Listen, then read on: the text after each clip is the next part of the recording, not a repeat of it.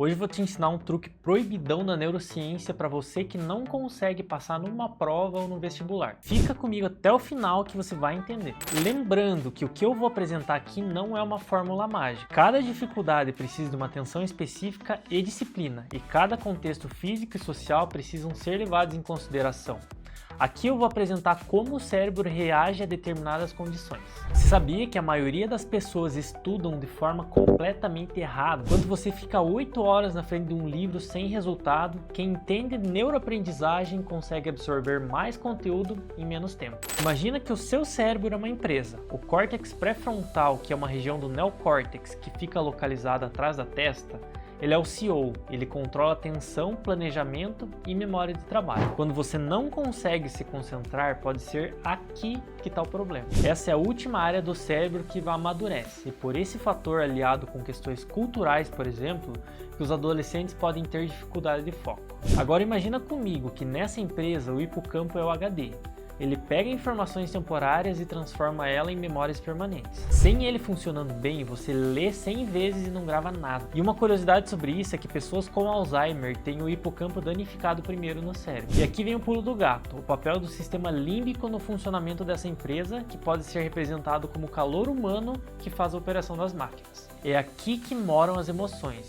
E emoção não é inimiga do aprendizado, ela é o combustível. Afinal de contas, informações com cargas emocionais são gravadas de forma muito mais fácil. Por isso você lembra da música que tocava no seu primeiro date, mas você esquece totalmente a fórmula de Bhaskara. Emoções positivas como interesse ou alegria aumentam a motivação e mantêm a atenção, o que facilita a retenção de informações. O envolvimento emocional mobiliza funções cognitivas essenciais como atenção, percepção e memória, tornando o aprendizado muito mais efetivo. Pesquisas como as feitas em pacientes epiléticos com eletrodos no cérebro demonstram uma forte correlação entre o conteúdo emocional das palavras e a probabilidade de elas serem lembradas. Enquanto emoções positivas e o interesse pelo assunto podem potencializar a aprendizagem, emoções negativas como ansiedade e medo podem prejudicar a concentração e a fixação de informações. Mas afinal de contas, como colocar isso em prática? Eu vou te dar algumas dicas que podem ser úteis na aplicação prática e que podem ser o diferencial no resultado dos seus estudos. A técnica Pomodoro pode ser usada para estudar 25 minutos e descansar 5. O seu córtex pré-frontal tem a capacidade limitada de atenção.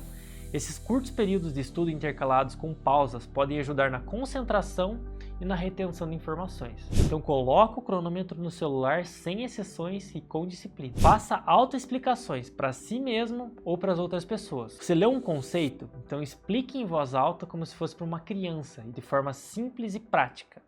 Isso ativa múltiplas áreas cerebrais simultaneamente. E uma dica de ouro é: grave os áudios explicando a matéria e depois escute. Isso pode fazer ainda mais sentido. O método Feynman ajuda com a simplificação, ou seja, deixe o conteúdo tão claro que até uma criança entenderia. E use esses 4 passos.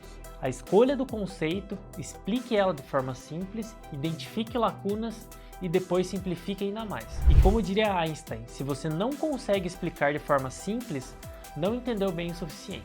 Use também a técnica de repetição espaçada.